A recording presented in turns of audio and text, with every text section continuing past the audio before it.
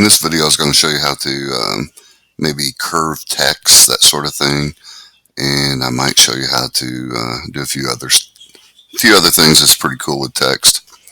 But the first thing I want to do is just come out here with my text tool and just type, let's just say, Army Ranger.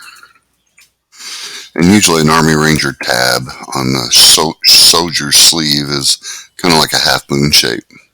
So with that being said, I'm going to go ahead and come over here and pick a font that I downloaded called Army Stamp, and I'm going to go ahead and hit apply. Then we'll come out and grab a circle tool, and I'm going to kind of hold my control key down to keep it in proportion like that. And then I'm going to click on my Army Ranger and resize it to something like that. Now what I'm going to do is I'm going to click on Army Ranger and I'm going to say text put on path. Actually, I need to click on this and this. So I hold my shift key down and then click on Army Ranger and then put on path. Then I'm going to click off both of them and click only on the circle. Click it twice. I'm going to rotate it around like this. Then we'll click off both of them. I'm just going to click on Army Ranger and I'm going to say object to path. Now I can click on the circle and hit delete. And now I have my Army Ranger font like this. And if I need to rotate it a little bit more to the right, I'll just simply move it like that. So that's how you can shape your text. So I'm going to go ahead and show you one more where I come out here and let's just say I want to type the word Marines. Marines. And again, I want to give it the old military stencil type, so that would be Army Stamp. And you can just type in download fonts and you can find these online. And I'll make another video showing you how to actually incorporate those. So now I click on Marines, and I guess I failed to click Army Stamp, so I had that. I need to hit apply.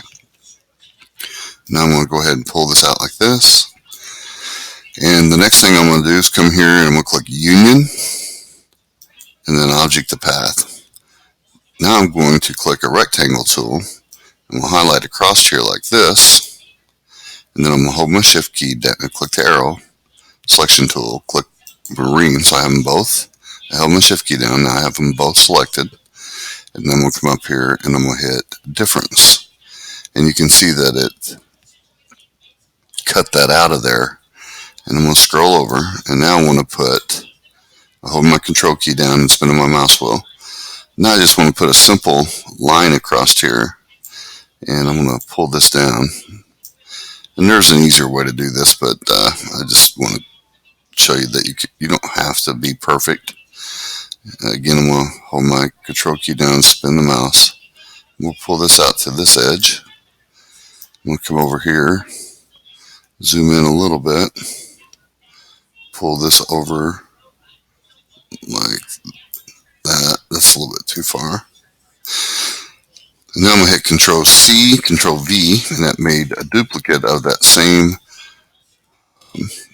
bar that I created. And I'm going to pull this one in to even with the bottom one, and same thing here. And there's an alignment tool that you can use, and I'll teach that some other time too. Alright, so let's say I want to associate this little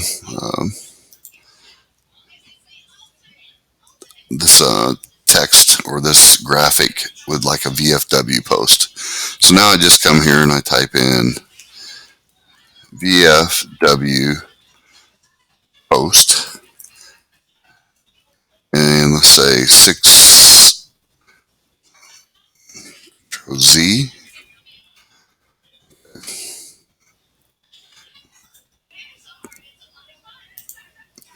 I'm going to hit the delete key here, so I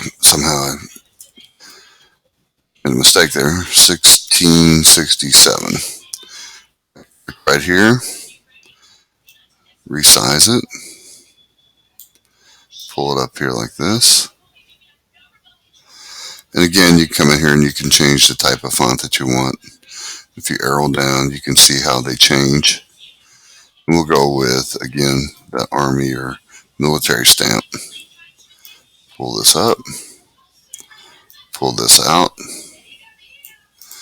and basically about done. I mean, you can adjust that a little bit more, whatever you want. So now as I hold my control key down, I want to make that all one item. So I highlight all the items located within that rectangle, and then I just simply group them like that. If you want to change colors and stuff like that, you could come through here and do that.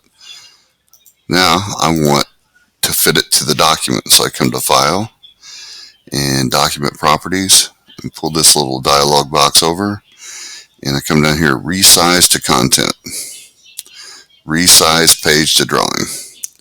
And then I close it. Then I'm ready to laser this onto a coaster or a box that I purchased at Walmart. So I'll come here to File, Save As, and then I can come in and give it a name and save it as a SVG file. That means I can come in here and edit it anytime I want. And then I can go to File, Save As again and change it to an EMF file, and that will work with the Chinese laser. I hope that enlightened you on some new stuff you could possibly do with your Chinese laser and or just making some general graphics. Have a good day.